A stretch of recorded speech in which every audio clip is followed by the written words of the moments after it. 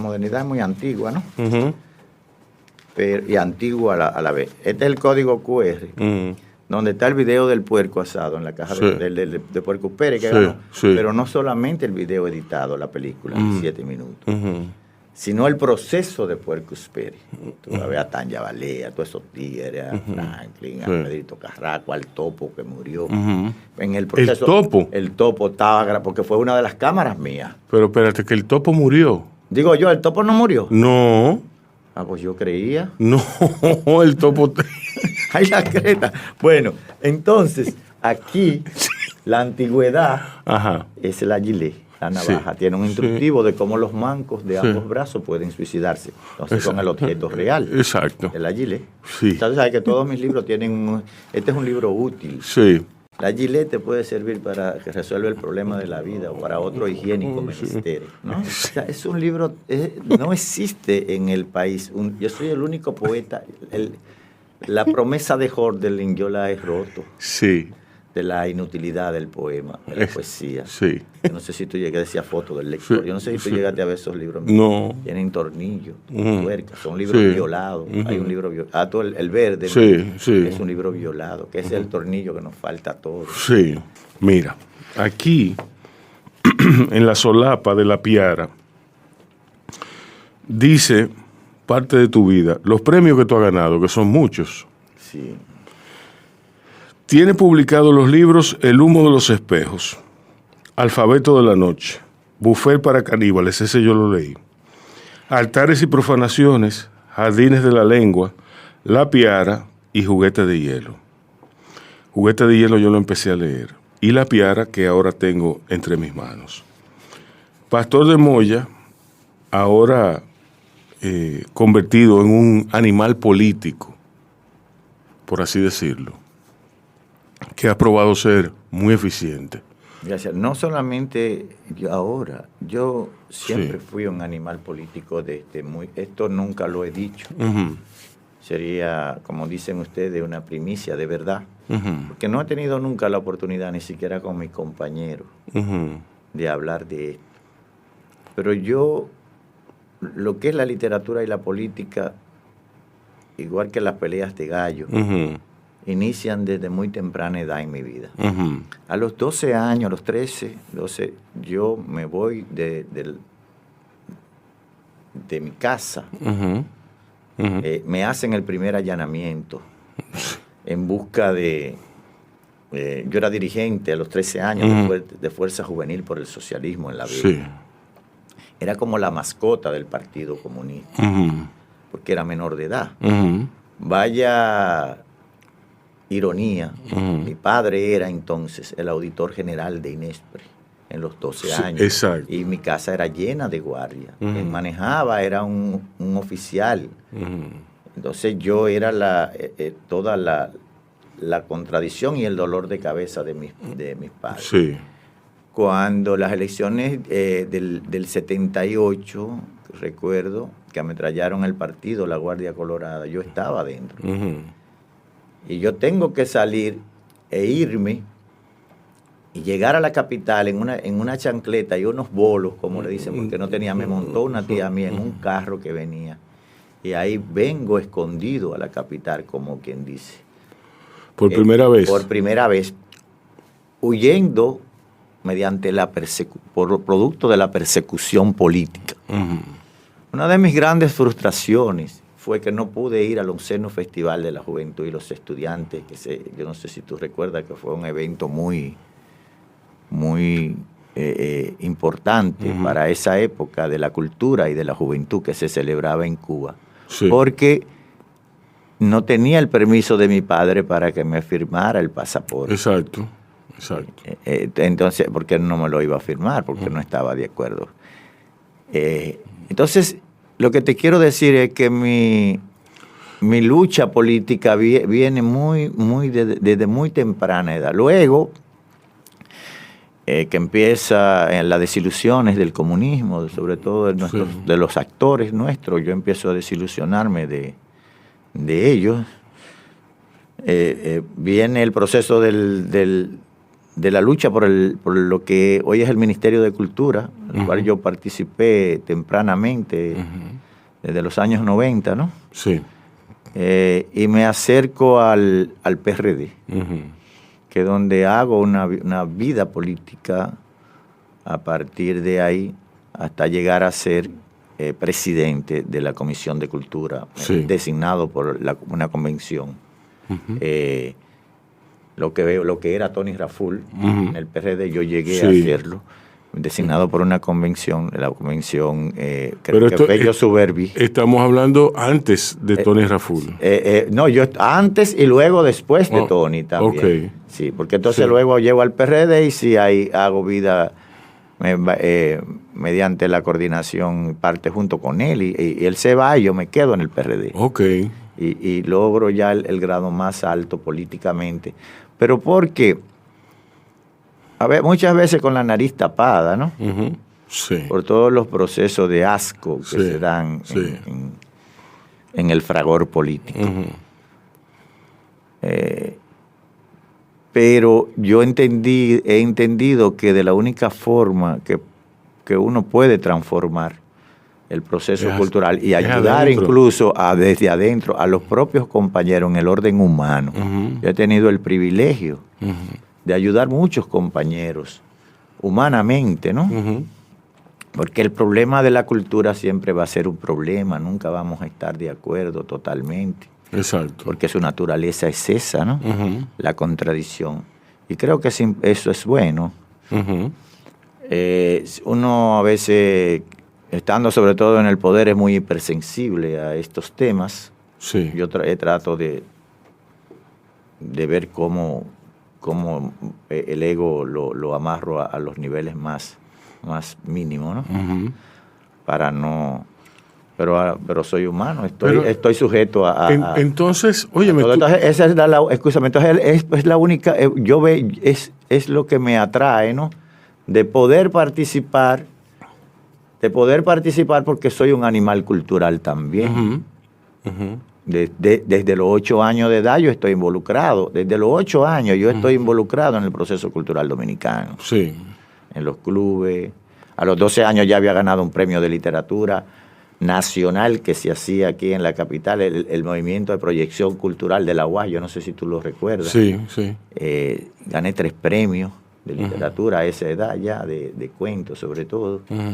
Pero estaba involucrado en el orden político y cultural, en los clubes sobre todo en los clubes de mi barrio, donde me desarrollaba, y los barrios aledaños, que fue el primer contacto como gestor, ¿no? Sí. La primera experiencia. O sea que tú siempre has estado involucrado en política. Siempre. Pero no es hasta ahora donde tú llegas como a alcanzar todo el esplendor de la carrera política. Sin embargo, tú habías alcanzado todas las preseas, por así decirlo, como poeta y como hombre público de la cultura. ¿Cómo tú concilias esa época de juventud? Yo no sabía que La Vega era ese bastión de malcriadeza política. Sí, La Vega siempre fue, La Vega fue política e intelectual. Grandes... Sí, claro, La Vega... Recuérdate que hasta desde la época de Trujillo, la prostituta que entraron a la iglesia con los paleros, el grupo de Vincho, y todo fue en La Vega. Sí. La Vega siempre ha sido primicia no sé por qué esa fue la imagen que me llegó, pero hay otras. Sí, yo sí sé por qué fue. Bueno, bien grandes, ¿no? Entonces nosotros siempre hemos sido... La Vega siempre fue primicia. La Vega Además, nosotros creemos que somos el 4º continente. La primera escuela de aviación de América estuvo en La Vega. Mucho Durante. Jovino Espínola, creo, se carteaba con Edison en los inventos. Pero también, ya tú sabes, nosotros teníamos... Yo sustento, por ejemplo, Borges estuvo en La Vega. Eso creo que nadie lo dice. No, yo no lo había oído. Yo planteo esa tesis. ¿Por qué? Porque Borges estuvo en Puerto Plata.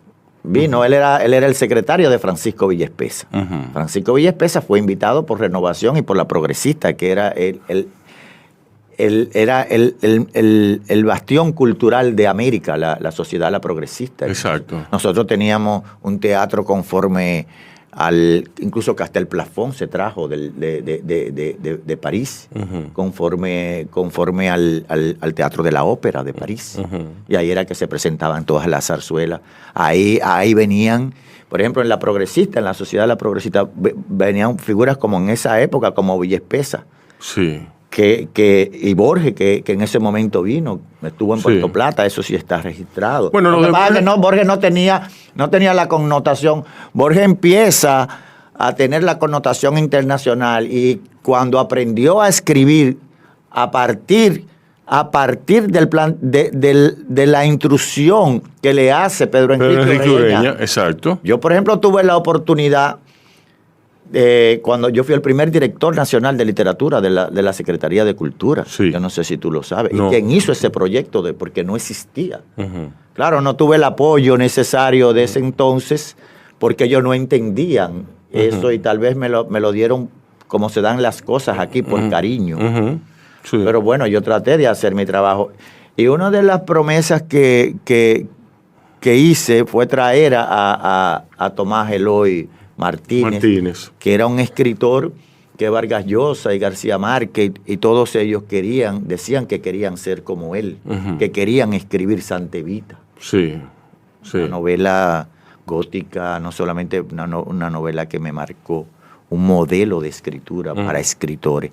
Luego que él se va de aquí, escribe, ese mismo antes de morirse, un ensayo que salió en El País, donde explicaba línea por línea cómo Borges escribía antes de Pedro Enrique y luego de Pedro Enrique.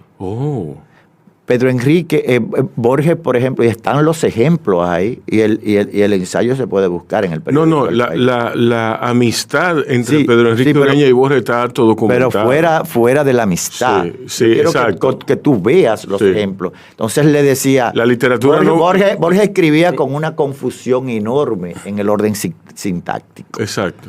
Porque entonces Pedro Enrique le dice como gran educador, hispanista. Hispanista le dice, y filólogo, y para eso sirve la filología, ¿no? Exacto, también. Sí. Le dice, mira, tú escribes en español, pero tú piensas en inglés y en alemán. Cuando tú escribes en español, debe pensar en español. Esto lo digo, ojalá les sirva para muchos escritores dominicanos también, que se creen Octavio Paz, por el solo hecho de haber leído La Solapa de Poesía y Comunión, que otros compañeros de los 80 que se creen Baudrillard, porque leyeron algunas reseñas, pero nunca leyeron completo el libro de La Seducción de Baudrillard. Ni el sistema de los objetos. No, pero sobre todo de La Seducción. Luego yo me di cuenta de eso en una relectura que le hacía a Baudrillard y a Paz, donde duré 2 años para escribir 11 páginas sobre el sujeto marginal, sobre el loco, el muerto de hambre, el drogadicto, o sea, y el compromiso de los intelectuales y el poder. ¿Dónde están esos artículos? Eso lo publicó AP. A mí me invitaron a un congreso, era el más joven de los intelectuales y el poder que hacía AP, donde los mismos intelectuales que me invitaban eran como los santos de eso. Y yo tuve la oportunidad de desnudarlo a todo en la misma mesa. Sí. Fue en el gobierno de Leonel Fernández también, donde yo decía que Leonel no era ningún intelectual, que no había aportado nada a la lengua, ni que no había escrito ni siquiera un panfleto, ni un opúsculo digno de la atención y la memoria.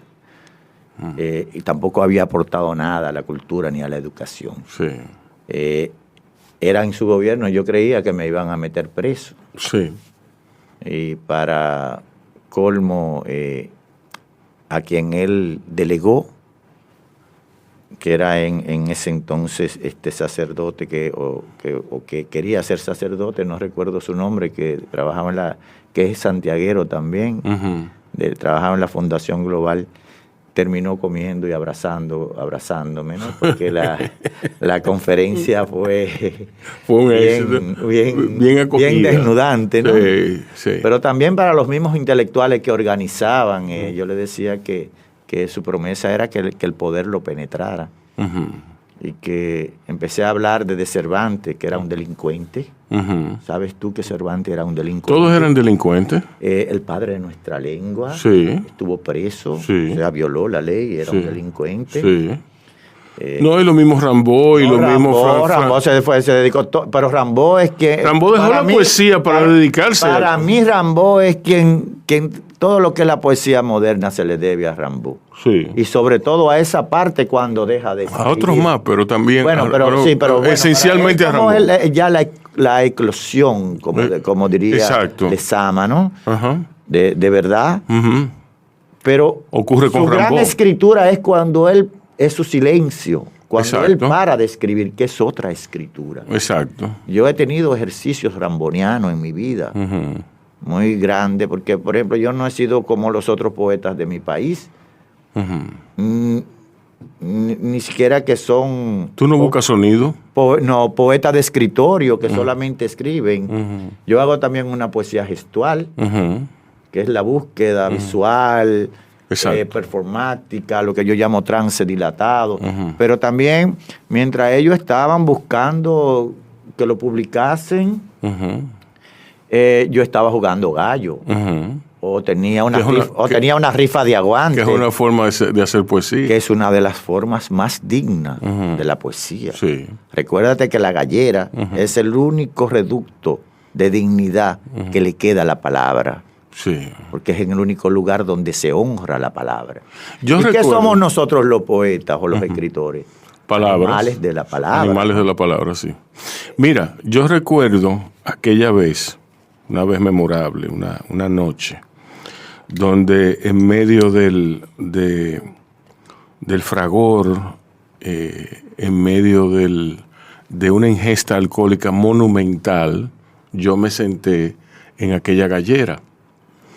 Y tú estabas en el centro con un megáfono y yo no entendía una palabra, pero lo entendía todo, porque se mezclaba eso con el bullicio que había, con todo eso. Entonces, Pastor de Moya puso a circular ahí su libro y eso fue, no solamente me impresionó lo apropiado que era el lugar para poner un libro a circular. Yo dije, cógelo, ¿cómo es que no se me ocurrió esta vaina a mí? ¿Cómo es que este tipo se atreve a pararse ahí, a poner a circular un libro donde no le están poniendo atención? Mentira, te ponía más atención que en cualquier círculo intelectual. Totalmente. Pero yo estaba en una bicicleta estacionaria, como quien va hacia ninguna parte. Sí. Pero era como ir a todos los lugares a la vez. Exacto. Entonces, lo que tú dices de la atención, pero es un lugar, el redondel. Sí. Un redondel con sillas, parece como un espacio romano, ¿no? Sí, es así, y es un anfiteatro. Es como un pequeño es un coliseo. Es una instalación en sí misma. Exacto. ¿No? Sí. En el orden visual. Sí, así mismo. Y fue fantástico. Yo recuerdo que Y recuerdo en particular las reacciones de las personas ante tu literatura. Y era una literatura salvaje, era una cosa de adentro, verdaderamente de adentro. Y recuerdo también que dentro de mi ingesta alcohólica, que era mucha en esa época, yo me tuve que parar en una, con náuseas. Y me dijeron, eso es la literatura de Pastor de Moya que te hace eso. Oh, pero yo no sabía, eso es casi un piropo. Sí, no, es un piropo. Es un piropo. Es un piropo. ¿No? Igual que una periodista que yo quiero mucho, muy ácida. En Puercos Pérez me dicen que también había gente que veía el video y que se paraba con náuseas para ir al... Sí, pero el proceso de la ejecución fue todo lo contrario. Sí. Yo quería demostrar que era una sociedad caníbal capaz de comerse a su hermano en una caja de muertos. Y cuando llegamos frente a la catedral, una serie de funcionarios de la época y poetas, imagínate, y periodistas, devoraron el puerco en la caja de muertos, se lo comían. En menos de 5 minutos. Yo recuerdo una periodista se robó la cabeza del puerco y no sé de dónde sacó una funda y en vez de coger para un lado salió corriendo para la catedral, como si se hubiese robado un lingote de oro. Como hacer una ofrenda. Sí, qué fascinación la del puerco. O sea, el puerco para mí, yo tengo toda una poética aristotélica del puerco. El cuento del asado que está en Buffet para Caníbal, es como un guión. Ese cuento. Que es la que da al traste ya a la ejecución, vamos a decir, del trance dilatado, porque es una mezcla de performance, fluxus, donde hay comida, música, fundamentado en el folclore como forma específica de creación. O sea, el velatorio del puerco parecía un baquiní de un niño pobre o muy querido, o de un político menor, como yo decía, que se había muerto. Entonces convocamos a la banda de música. Tiene algo de pánico también, pero no es pánico puro. Lo que hacía Topol, Jodorowsky, Arrabal, no es pánico puro porque, vuelvo y te digo, ellos no utilizaban el folclore como especificidad de creación. Y el proceso del puerco, vamos a hablar de proceso, es un proceso que está muy arraigado, incluso en la tradición popular. Cómo desuellan un puerco sobre el piso de tierra, y cómo lo cuelgan cuando tú vas en los caminos, en la carretera, es casi una instalación, ¿no? Eso es como es una promesa visual desgarradora, pero también de la comicidad de la muerte, ¿no? El velatorio, cómo velan, que es propio, como velaban en nuestros pueblos y en nuestros campos a los difuntos, con un blob de hielo debajo, en 2 sillas de guano ponían la caja del muerto, y todos y lloraban como que querían, era con una morbosidad deslumbrante, como si quisieran comerse a su propio hermano. Todo el morbo de la muerte está presente en esa ejecutoria, vamos a decir, de lo que fue Puerco Pérez, el desfile, todo el vamos a construir, reconstrúyeme Puerco Pérez desde el momento de su concepción, de su inspiración. Puerco Pérez primero nace, primero es un delirio mío. Casi toda mi obra nace de una rebeldía. Incluso, ¿verdad? De una provocación interna. Yo quería participar, a mí me excluyeron. Siempre me excluían por miles de razones, mi carácter, tú sabes, contestatario, insospechada de mi personalidad. Y no me invitaron a un evento. ¿Tú eres un ciego con pistola? Sí, exacto. En ese momento era muy importante para mí. Yo quería participar, que era en Arte Vivo, en Santiago, que era su mayor esplendor. Entonces, apelé a la literatura y escribí una especie como de guión para mandarlo a ver si me aceptaban esa propuesta. Pero fue denegada, ¿no? Que era de un puerco asado en una caja de muertos, donde aparece un gran teatro, una procesión.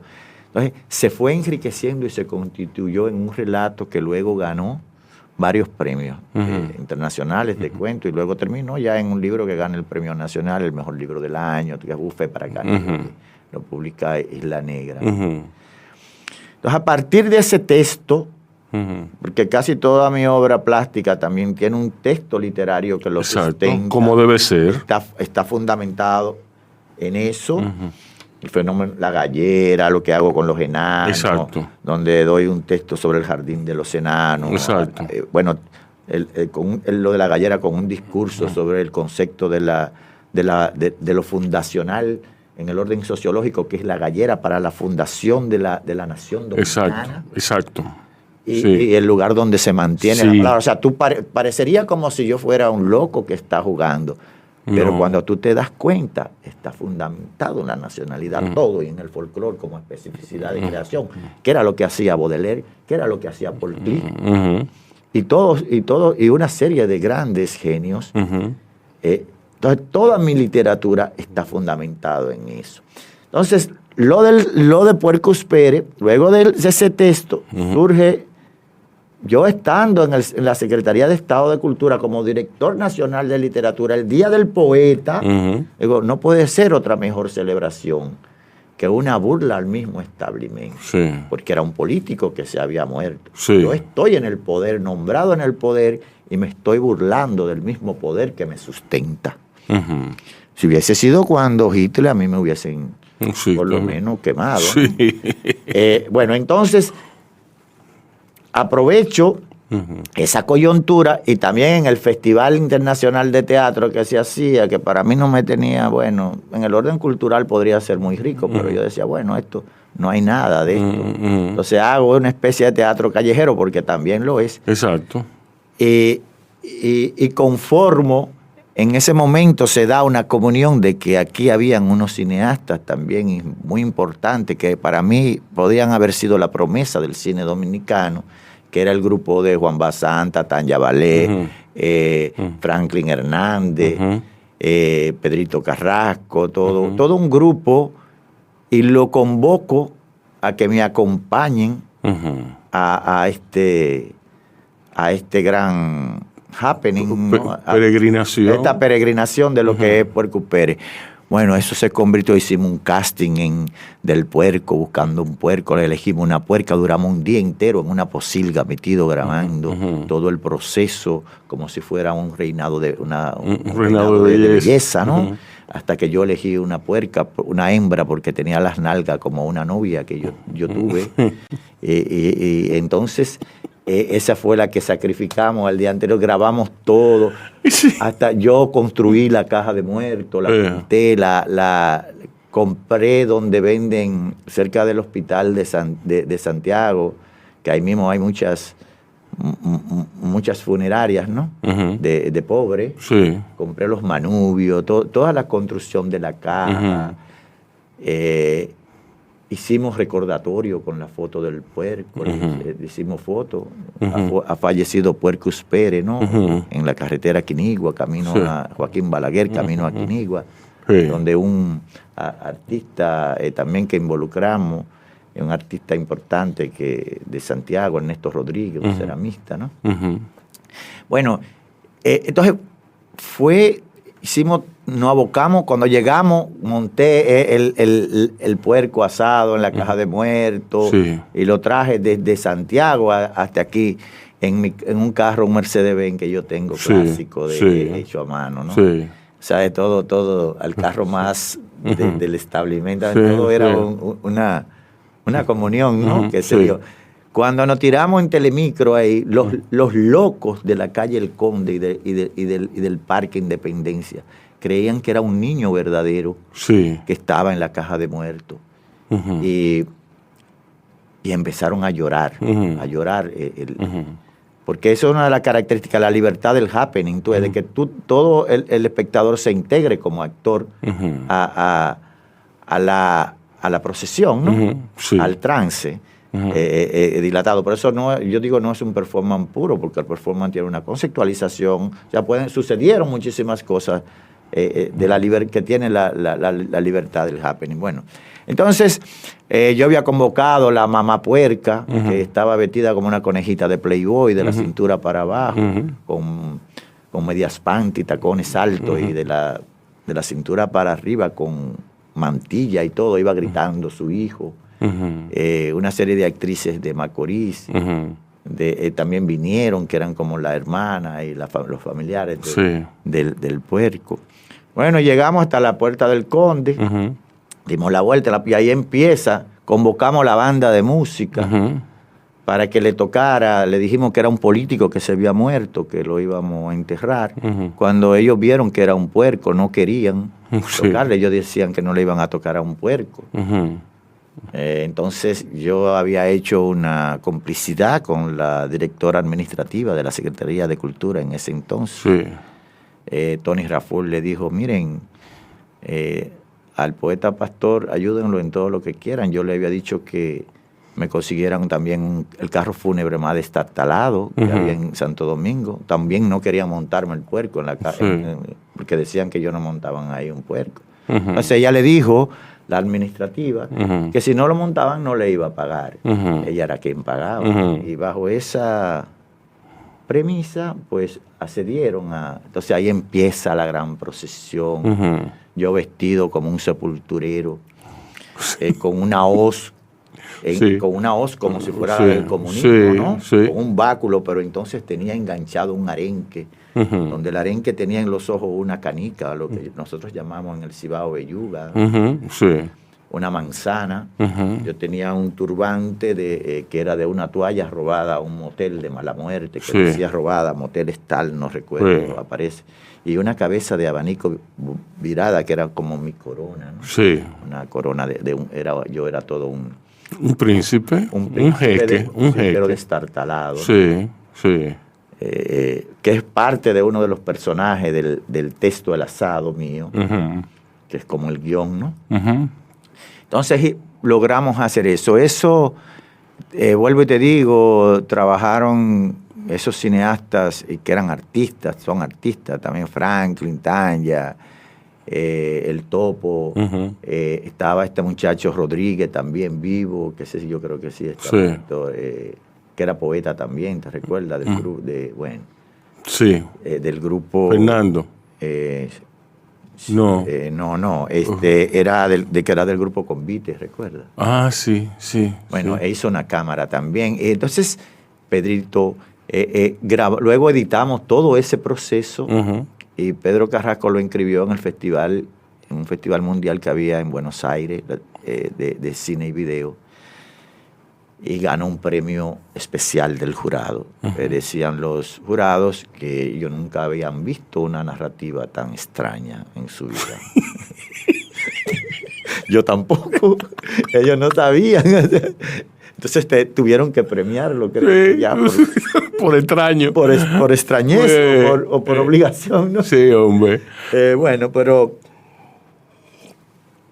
luego de eso escribo en otro tiempo, que siempre duro 10, 15 años para escribir o para hacer algo, trabajándolo, escribo un texto que se llama La Piara, que es en 2 caídas, como si fuera una lucha libre, un poema andrógino, donde una puerca macho va cantando y va cambiando de sexo, ¿no? Eso, y hago un libro hipertextual, donde aparece el video, le cruza, o sea, el escrito, el asado, el relato, el canto, los 2 cantos, que por cierto tiene la respiración como de 3 páginas que yo encontré en el Macandal de Rueda, que hay un verso que me enloqueció, dice, ánima del cerdo, acógeme. A partir de ese verso, pues, esa respiración y esa velocidad, traté de plasmarla en esto. Escribo también un ensayo sobre la lobotomía, que casi un ensayo de ficción teórica, pero basado en datos concretos de Friedman, lo que hizo, el caso del picayelo, la lotomóvil. Hago ese texto híbrido, ¿no? Luego, fíjate que va creciendo la poética del puerco. Ya tengo una película, tiene un centro, un video, hay una respiración que lo une a todo, un canto ahora. Entonces luego sigue creciendo hasta hoy. Este libro que tú tienes en las manos, que tiene, aparte de todo eso, el libro también tiene un objeto real, es una gilet, una navaja. La gilet también forma parte del folclore nuestro. Si tú te pones a ver. En todos los sentidos, hasta en el orden del suicidio, ¿no? sirvió para muchas mujeres cortarse las venas. Para lajear. Pero para todo. En el caso de nosotros, por ejemplo, yo que tuve la experiencia aquí en Santo Domingo de lajear con chichiguas, lajear. De jugar esto, bueno, también esa no. Y en otras multiplicidades de escrituras y de lectura. Y ahora es más híbrido este texto, porque la crítica del libro también le pasa en otro contexto. Todo lo que se ha escrito, parte de lo que se ha escrito del libro, un estudio de Manuel García Cartagena, Portolatín, sobre muy serio sobre la Piara, Diana, una escritora de Puerto Rico, Eugenio García Cueva, Manuel Mora Serrano, bueno, y un sinnúmero de escritores y tratadistas que han escrito. Entonces, ya el libro tiene también, en otro contexto, esa lectura, ¿no? O esa escritura, esa otra escritura de la misma textualidad. Entonces se conforma, yo creo que puedo hablar de una poética del puerco, ¿no? Exacto, ya. Exacto. Amén de todas las conferencias. Por ejemplo, Fernando Valerio Holguín dio una conferencia sobre la gallera donde tú estuviste y sobre lo del puerco en Londres, donde hablaba de una poética de la locura, y lo publicó en una de las revistas, quizás la revista más importante especializada que se escribe en inglés y en español. Que está, bueno, en esa, el presidente era Juan Gostisolo, era de todas las grandes universidades de Yale, de Stanford, del mundo, ¿no? Entonces es una revista, creo que pocos dominicanos o ningún dominicano había salido, y él publica ese texto ahí donde le pagan, creo que $10,000 por él, lo invitan a participar. Y esas son de las cosas que realmente, de verdad, o sea, me satisfacen, ¿no? Mira, aquí está el epílogo. El pastor dijo, corta. Diablo, coño. La muchedumbre devora una gigante flor de carne, un inocente animal rosado. Un inocente animal rosado. Diablo. Ese es un texto, oye, yo creía que no iba a poder escribir nunca un texto de una respiración ancha y larga, ¿no? Y conseguí, esto tiene la promesa del poema lesamiano, del gran tirón, o del poema homérico, que era, yo pensaba que no podíamos, porque recuérdate que yo vengo también, o sea, aunque yo no me considero de los 80, de la generación de los 80 puro, como ellos defienden tanto, ¿no? ¿Quiénes son ellos? El grupo de los 80, ¿no? Sí. Cronológicamente sí, yo pertenezco, pero yo también, como te dije, yo, bueno. Tú eres harina de otro costal. De otro costado. Entonces, y tampoco me siento con esa identidad, ¿no? Sí. Porque la considero que es una generación asmática en el orden sintáctico. Sí. Son pedacitos de cosas. Sí. Bueno, no es que lo nimio o lo breve no sea importante. No es nada de eso. Yo voy más allá. Yo hablo en el orden de la respiración y de la velocidad textual. Sí. Pero hay una cosa. ¿Tú estás consciente de eso cuando escribes? ¿Tú lo tomas en cuenta o tú escribes y ya? ¿Cómo es tu escritura? ¿Cómo tú te sientas a escribir? ¿A qué hora? ¿En qué entorno tú prefieres? ¿Bajo qué circunstancias tú trabajas el entorno? ¿Tú no lo trabajas? O sea, tú puedes escribir con un gato ahí. ¿Tú me entiendes? Sí, bueno. ¿Cómo se hace eso? ¿Cómo se hace lo que tú... Evidentemente, tú viertes quién tú eres aquí. Pero tú lo haces con una forma no solamente que es atractiva, tú creas una mitología, tú has creado una mitología al paso del tiempo, tú has creado un cuerpo de un animal fantástico. ¿Tú me entiendes?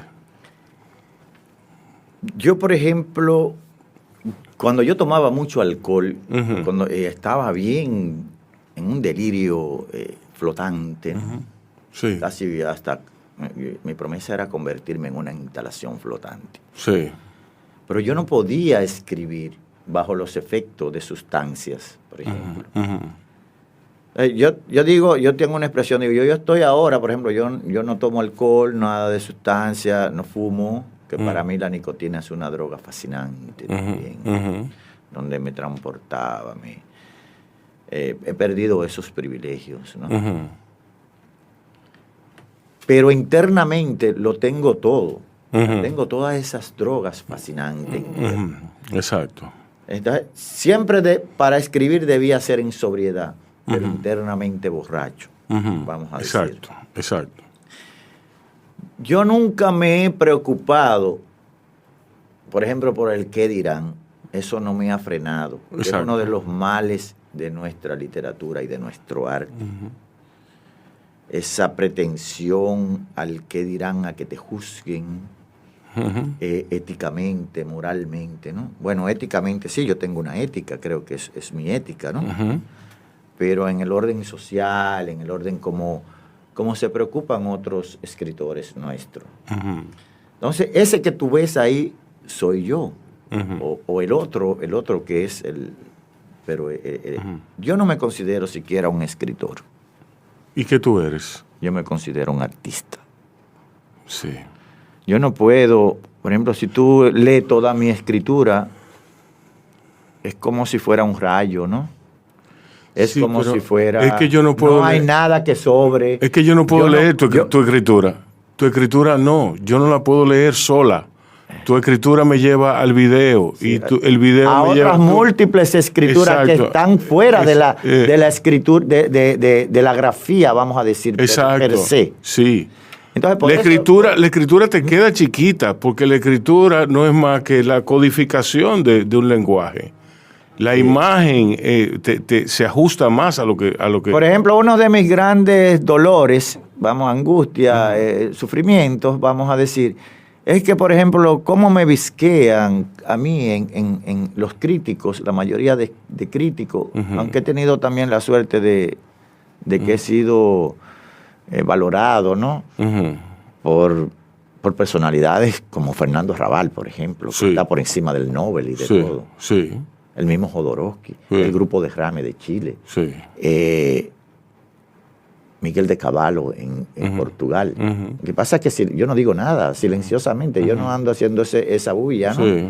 Bueno, y para mí eso es como si Borges o Cervantes te hayan bendecido. Me hayan bendecido fuera del prurrito del ego, no, nada, no, sino es porque yo admiro, por ejemplo, a Raval, al mismo Jodorowsky, ¿no? Sí.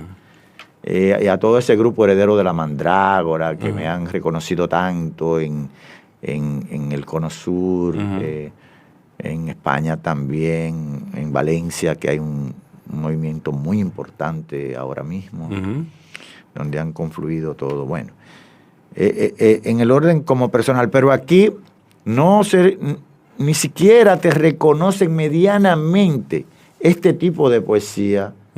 Porque en el fondo yo sé que lo que está es el poema buscando en trasiego de escenario, ¿no?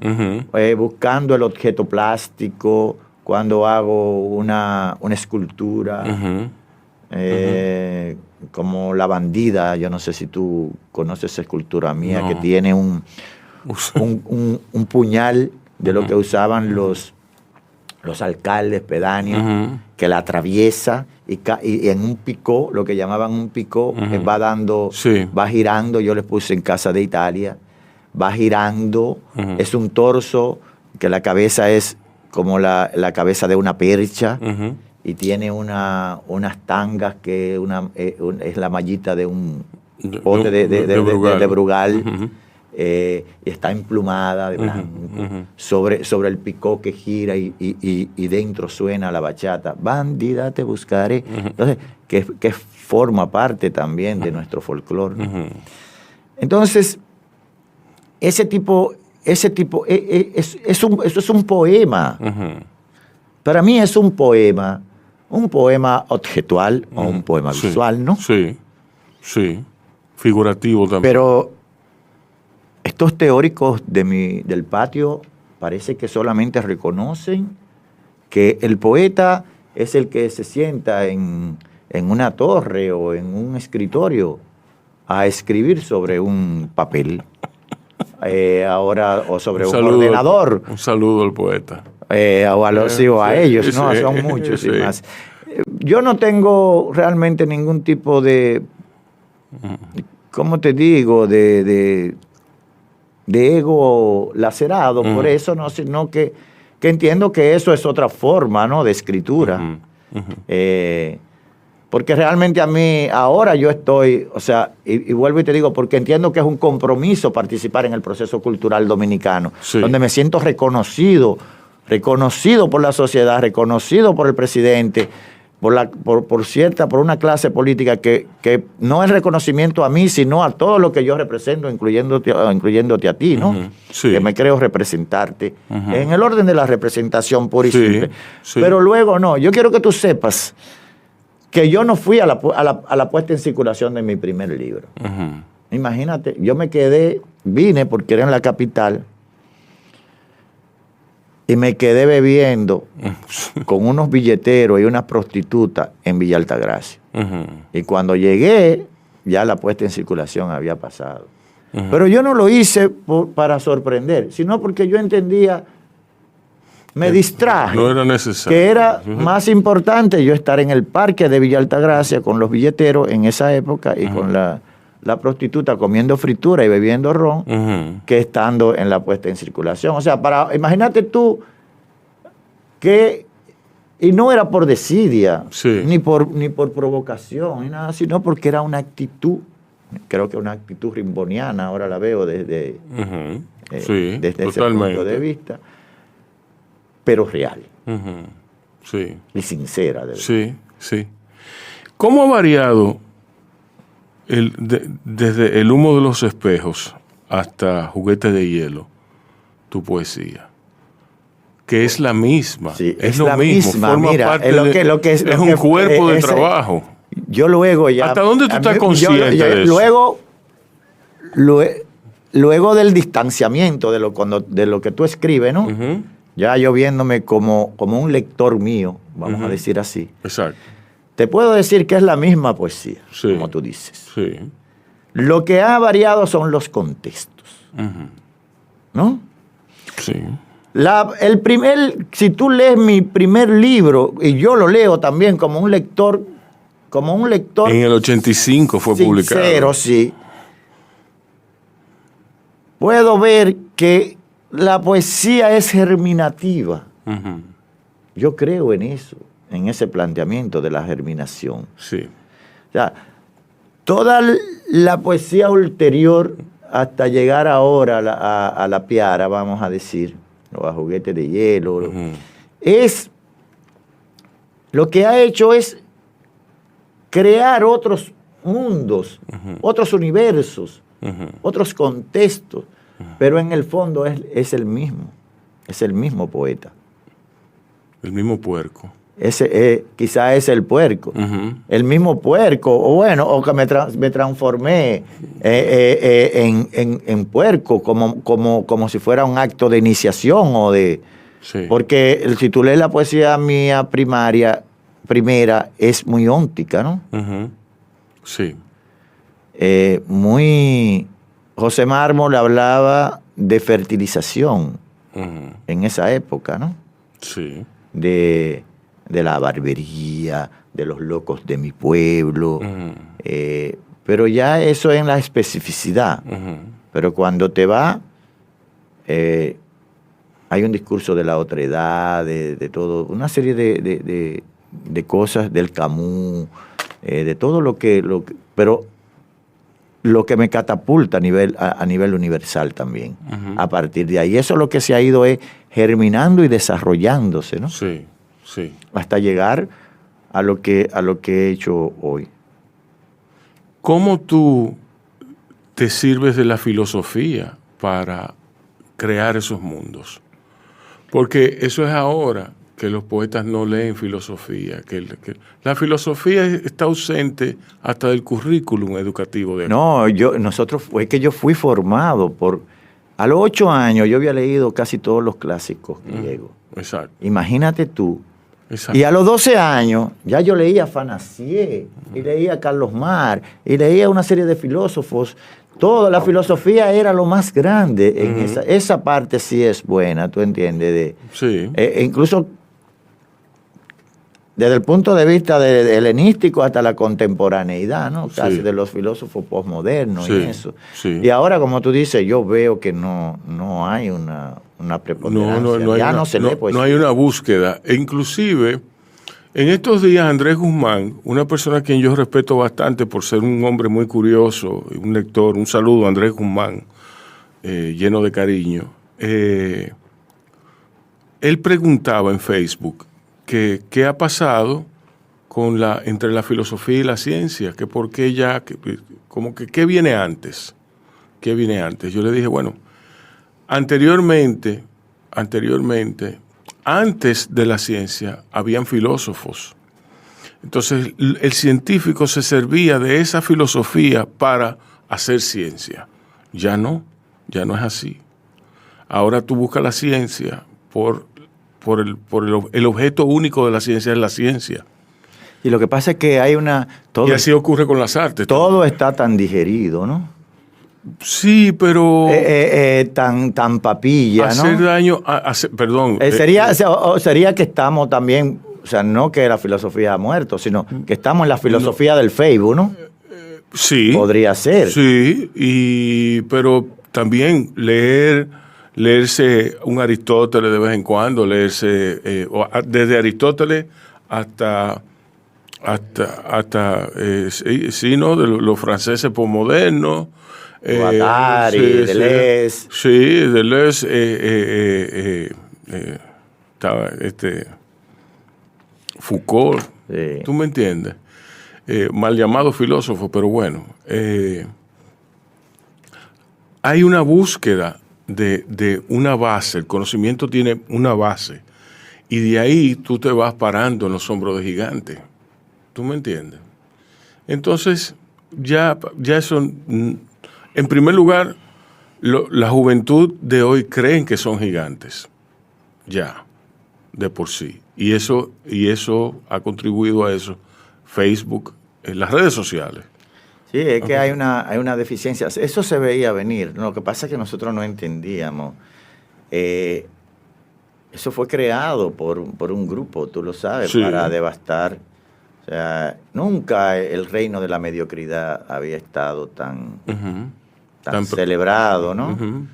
Como ahora, tan fácil todo, pero es porque no tienen un asidero real debajo. Exacto. Bueno, o sea, es muy fácil todo eso, como tú dices.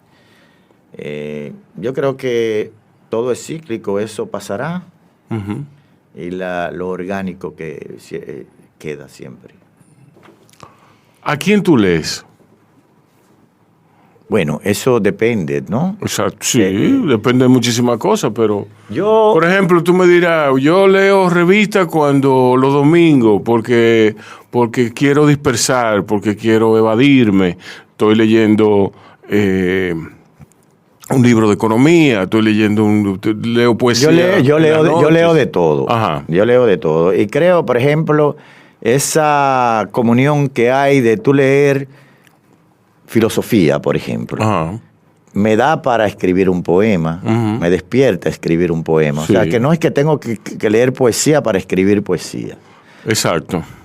Pero yo sobre todo releo mucho. Ajá. Todos los días estoy más exigente.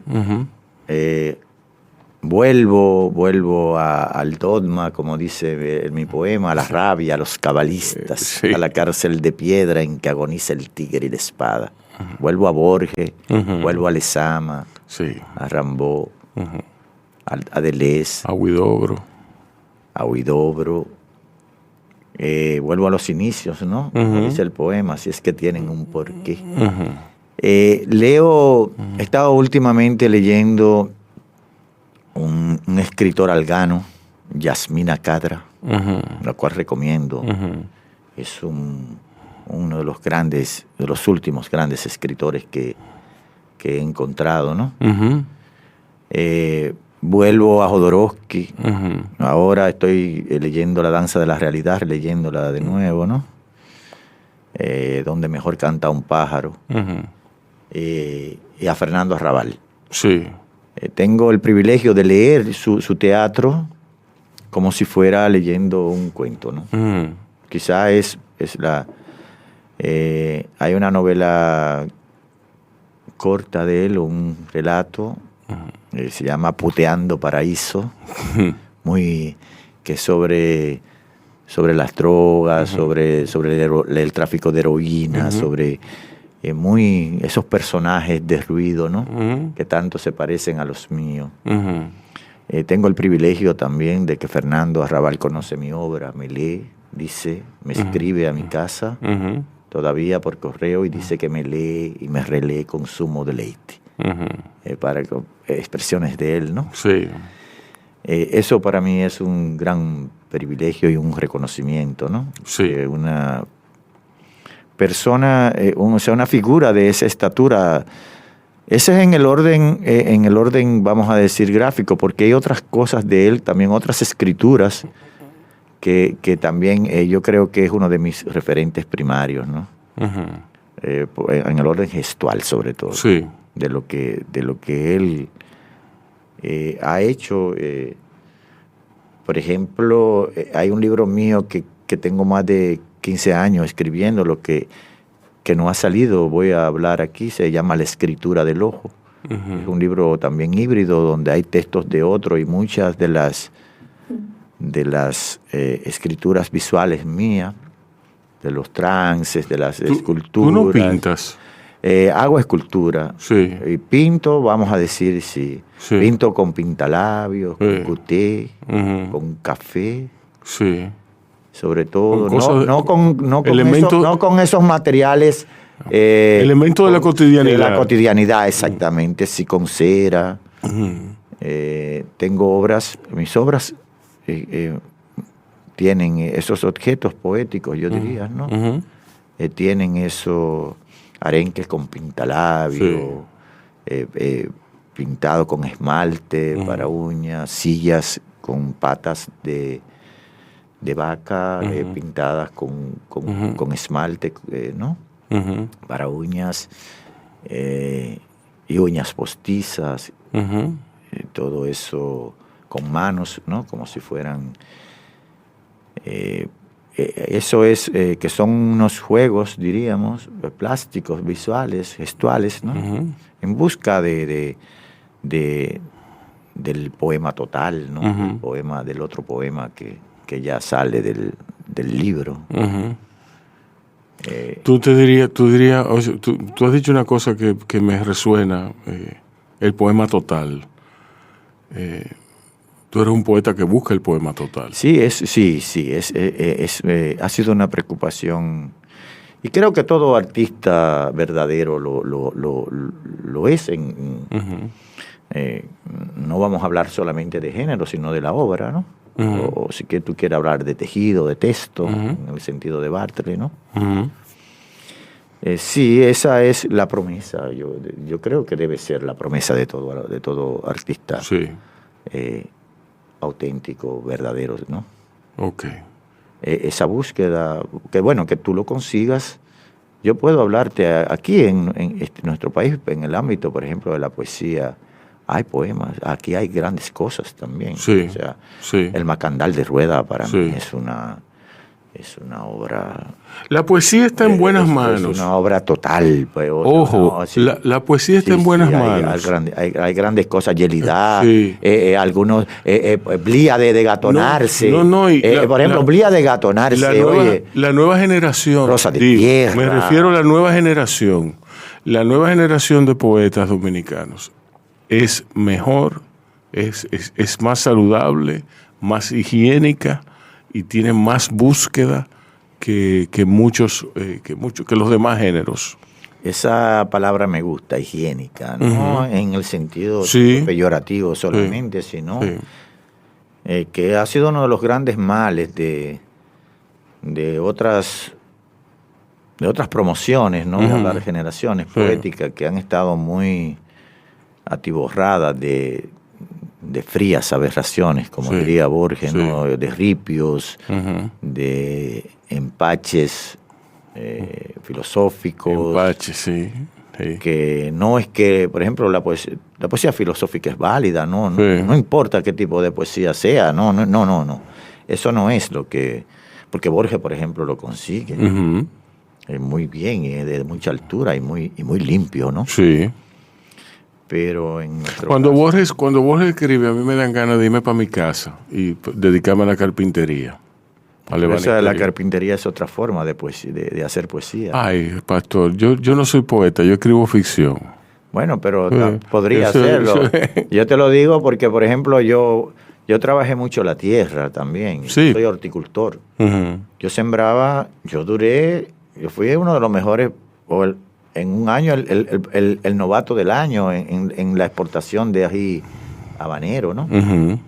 Oh. Sí, yo tenía un invernadero en zona baja, de los primeros, el más alto. Lo construí yo mismo, mixto, y tuve una experiencia, trabajaba 20 horas en la tierra.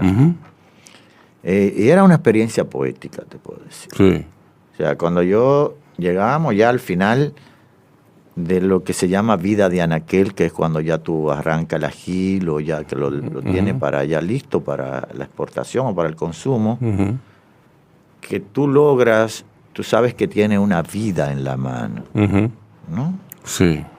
Es como si tú tuviese un poema, siempre y cuando tú te involucres con la pasión que yo me involucré. Exacto. En todo el proceso, que es lo que... y te puedo decir que era como ese ejercicio que yo duré en ese tiempo de la producción, desde la construcción de la semilla hasta el producto final ya para la exportación del ají. Era como si estuviera buscando un poema, haciendo un poema. O sea, lo que pasa es que era una poética de la tierra, ¿no? Esa es tu búsqueda. Una poética más orgánica. Y yo me alegro de que tú lo sepas. Y muchas gracias por haber estado aquí. No, el privilegio es mío. Yo solamente bajo la convocatoria suya, yo accedí porque realmente por mí no estoy mucho... Sí, tú no suenas. Con un perfil muy bajito sobre mi obra, ¿no? Que creo que es mejor. Sí. Porque ya tengo otros fuegos por otros lados. Exacto. ¿No? Que ya están bien. Pidiendo la frase prestada a Marguerite Yourcenar. Sí. Y a ustedes, cuídense y cuiden a otros. Conoce nuestros podcasts. Wine and Talk, Mercados y Valores, Duros y Canallas, La Yola Borracha. Escúchanos en tu plataforma favorita: Spotify, Facebook, YouTube, Twitter, LinkedIn e Instagram. Bao Radio, un corito no tan sano.